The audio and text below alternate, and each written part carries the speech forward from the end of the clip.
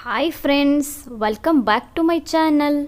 ಇವತ್ತಿನ ವಿಡಿಯೋದಲ್ಲಿ ಕ್ರಿಸ್ಪಿಯಾದ ದೋಸೆನ ಸಿಂಪಲ್ಲಾಗಿ ಯಾವ ಥರ ಮಾಡ್ಕೊಳ್ಳೋದು ಅಂತ ತೋರಿಸ್ತಾ ಇದ್ದೀನಿ. ಬನ್ನಿ ಹಾಗಿದ್ರೆ ಹೇಗೆ ಮಾಡ್ಕೋದು, ಯಾವ್ಯಾವ ಇಂಗ್ರೀಡಿಯೆಂಟ್ಸ್ ಹಾಕೋಬೇಕು ಅಂತ ನೋಡ್ಕೊಳ್ಳೋಣ.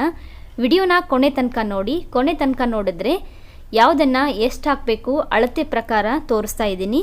ಅದಕ್ಕೋಸ್ಕರ ನಿಮಗೆ ಗೊತ್ತಾಗುತ್ತೆ. ಅದಕ್ಕೋಸ್ಕರ ವಿಡಿಯೋನ ಕೊನೆ ತನಕ ವಾಚ್ ಮಾಡಿ. ಬನ್ನಿ ಇವಾಗ ಹೇಗೆ ಮಾಡ್ಕೊಳ್ಳೋದು ಅಂತ ನೋಡ್ಕೊಂಬರೋಣ. ಮೊದಲು ಒಂದು ಗ್ಲಾಸ್ ಅಕ್ಕಿನ ತೊಗೊಂಡಿದ್ದೀನಿ. ಮಾಮೂಲಿ ಅಕ್ಕಿ ಅಲ್ಲ, ನಾವು ಇವಾಗ ಸೊಸೈಟಿ ಅಕ್ಕಿ ಅಂತೀವಲ್ಲ, ರೇಷನ್ ಅಕ್ಕಿ, ಆ ಅಕ್ಕಿನ ತೊಗೊಳ್ಬೇಕು. ಒಂದು ಗ್ಲಾಸ್ ಅಕ್ಕಿಗೆ 1/4 ಗ್ಲಾಸಷ್ಟು ಉದ್ದಿನಬೇಳೆನ ಸೇರಿಸ್ಕೊಳ್ಬೇಕು. ಉದ್ದಿನಬೇಳೆ ಸೇರಿಸ್ಕೊಂಡ ನಂತರ ಒಂದು ಸ್ವಲ್ಪ ಕಡಲೆಬೇಳೆನ ಹಾಕೋಬೇಕು. ಕಡಲೆಬೇಳೆ ಹಾಕೋದ್ರಿಂದ ದೋಸೆ ಕೆಂಪಗಾಗತ್ತೆ. ಅದಕ್ಕೋಸ್ಕರ ಸ್ವಲ್ಪ ಮೆಂತ್ಯ ಎಲ್ಲದನ್ನು ಸೇರಿಸಿ ಚೆನ್ನಾಗಿ ನೀರಲ್ಲಿ 2ರಿಂದ 3 ಬಾರಿ ಇದನ್ನು ತೊಳೆದು ವಾಶ್ ಮಾಡ್ಕೋಬೇಕು. ಯಾಕಂದರೆ ಇದರಲ್ಲಿ ಧೂಳಿನಂಶ ಜಾಸ್ತಿ ಇರುತ್ತೆ. ಅದಕ್ಕೋಸ್ಕರ ಇದನ್ನು ಕ್ಲೀನಾಗಿ ವಾಶ್ ಮಾಡಿ ಇದನ್ನು ಆಮೇಲೆ 3ರಿಂದ 4 ಬಾರಿ ವಾಶ್ ಮಾಡಿ ನೀರು ಹಾಕ್ಬಿಟ್ಟು ಇದನ್ನು ನೆನೆಸಿಟ್ಕೋಬೇಕು. ನೋಡಿ, ಇದನ್ನು ನಾನಿವಾಗ ನೀರು ಹಾಕಿ ವಾಶ್ ಮಾಡಿ ಒಂದು ಓವರ್ ನೈಟ್ ಬಿಡ್ತೀನಿ. ನಮಗೆ ಟೈಮ್ ಇಲ್ಲ ಅನ್ನೋರು ಒಂದು 7ರಿಂದ 8 ಗಂಟೆ ಕಾಲ ನೆನೆ ಇಡ್ಬೋದು. ಇವಾಗ ಬೆಳಗ್ಗೆ ನಾನು ಇದನ್ನು ಮಿಕ್ಸಿ ಮಾಡ್ಕೊಳ್ತಾ ಇದ್ದೀನಿ. ನೋಡಿ, ಇಷ್ಟ ಆಗಿದೆ. ಜಾಸ್ತಿ ಇದನ್ನು ತೆಳು ಮಾಡೋಕ್ಕೆ ಹೋಗಬೇಡಿ, ಸ್ವಲ್ಪ ಗಟ್ಟಿನೇ ಇರಲಿ. ಗಟ್ಟಿಯಾದರೆ ಹಿಟ್ಟು ಉಬ್ಬೋ ಚಾನ್ಸಸ್ ಇರುತ್ತೆ. ನೀವು ತೆಳು ಮಾಡಿದ್ರೆ ಹಿಟ್ಟು ಉಬ್ಬೋದಿಲ್ಲ. ಅದಕ್ಕೋಸ್ಕರ ನೋಡಿ ತೋರಿಸ್ತೀನಿ ಇವಾಗ. ನೋಡಿ, ಇಷ್ಟು ಗಟ್ಟಿ ಆದರೆ ಸಾಕು. ಆದಷ್ಟು ನೀವು ಜಾಸ್ತಿ ಗಟ್ಟಿನೇ ಮಾಡ್ಕೋಬೇಕು ಫ್ರೆಂಡ್ಸ್. ಬೇಕಾದರೆ ನೀವು ಬೆಳಗ್ಗೆ ಇದಕ್ಕೆ ಸ್ವಲ್ಪ ನೀರು ಆ್ಯಡ್ ಮಾಡ್ಕೋಬೋದು, ಬಟ್ ಇವಾಗ ಗಟ್ಟಿನೇ ರುಬ್ಕೋಬೇಕು. ಎಲ್ಲದನ್ನು ಮಿಕ್ಸಿ ಮಾಡಿ ಹಾಕಿಬಿಟ್ಟು ಇದನ್ನು ಚೆನ್ನಾಗಿ ಒಂದು ಸಲ ಮಿಕ್ಸ್ ಮಾಡ್ಕೋಬೇಕು ಫ್ರೆಂಡ್ಸ್. ನೋಡಿ, ನೀಟಾಗಿ ಮಿಕ್ಸ್ ಮಾಡಿಕೊಂಡ್ರೆ ನಾವು ಮಿಕ್ಸಿ ಮಾಡಿಟ್ಕೊಂಡಿರೋ ಹಿಟ್ಟು ಒಂದೇ ಹದಕ್ಕೆ ಇದು ಇರುತ್ತೆ. ನೋಡಿ, ಇವಾಗ ನಾನು ಬೆಳಗ್ಗೆ ರುಬ್ಬಿಟ್ಬಿಟ್ಟು ನೈಟ್ ದೋಸೆ ಮಾಡ್ತಿದ್ದೀನಿ. ಅದಕ್ಕೋಸ್ಕರ ಇವಾಗ ಬೆಳಗ್ಗೆಯಿಂದ ನೈಟು ಹಿಟ್ಟು ನೆನೆಯೋದಕ್ಕೆ ಬಿಟ್ಟಿದ್ದೀನಿ. ಯಾರೆಲ್ಲ ನನ್ನ ಚಾನಲ್ಗೆ ಹೊಸಬ್ರಾಗಿದ್ದರೆ ಲೈಕ್ ಮಾಡಿ, ಶೇರ್ ಮಾಡಿ, ಸಬ್ಸ್ಕ್ರೈಬ್ ಮಾಡ್ಕೊಳ್ಳಿ. ಹಾಗೆ ಪಕ್ಕದಲ್ಲಿರೋ ಬೆಲ್ ಬಟನ್ನ ಕ್ಲಿಕ್ ಮಾಡಿ. ಇವಾಗ ನೆನೆಯೋದಕ್ಕೆ ಬಿಡೋಣ. ಇವಾಗ ಹಿಟ್ಟನ್ನ ಯಾವ ಥರ ಉಬ್ಸಿದ್ರೆ ಹಿಟ್ಟು ತುಂಬಾ ಚೆನ್ನಾಗಿ ಉಬ್ಬುತ್ತೆ, ಹಾಗೆ ದೋಸೆ ಕೂಡ ಚೆನ್ನಾಗಿ ಬರುತ್ತೆ. ನೋಡಿ, ಒಂದು ದಪ್ಪ ಇರೋ ಬ್ಲ್ಯಾಂಕೆಟ್ನ ಹಾಕ್ಕೊಳ್ಬೇಕು. ಹಾಗೆ ಒಂದು ಪ್ಲಾಸ್ಟಿಕ್ ಬೌಲನ್ನು ನಾವು ಇಲ್ಲಿ ಯೂಸ್ ಮಾಡಿದ್ದೀವಿ.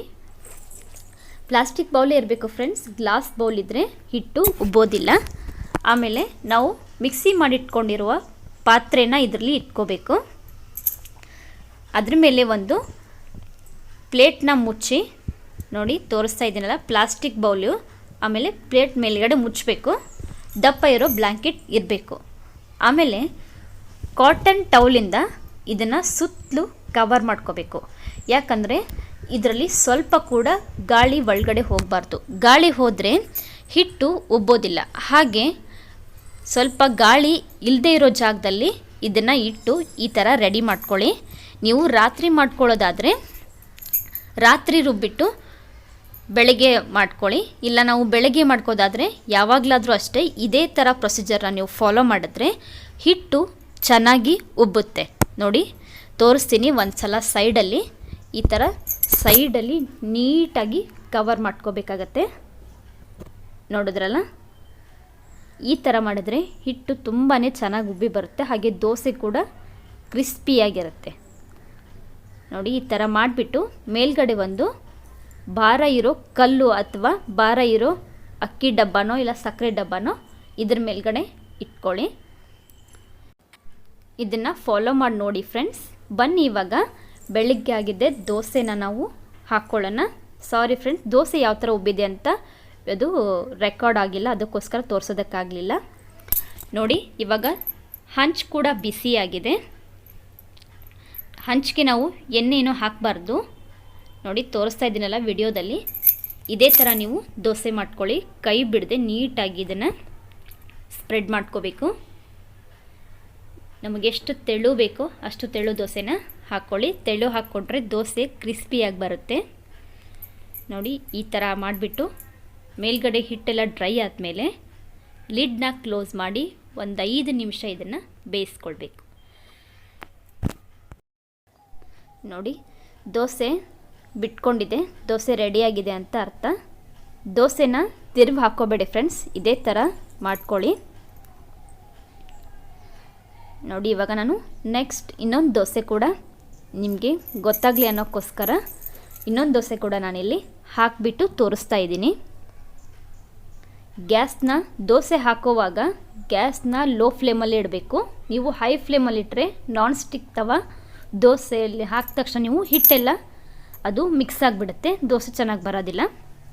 ನೋಡಿ ದೋಸೆ ಹಾಕಿದ್ದೀನಿ, ಒಂದು 5 ನಿಮಿಷ ಲಿಡ್ನ ಕ್ಲೋಸ್ ಮಾಡಿ ಬೇಯಿಸ್ಕೊಳ್ಬೇಕು. ನೋಡಿ ರೆಡಿಯಾಗಿದೆ ದೋಸೆ. ಇವಾಗ ಸೈಡ್ದೆಲ್ಲ ನಾವು ಕ್ಲೀನಾಗಿ ಬಿಡಿಸ್ಕೊಂಡು ನೋಡಿ ರೆಡಿ ಆಯಿತು.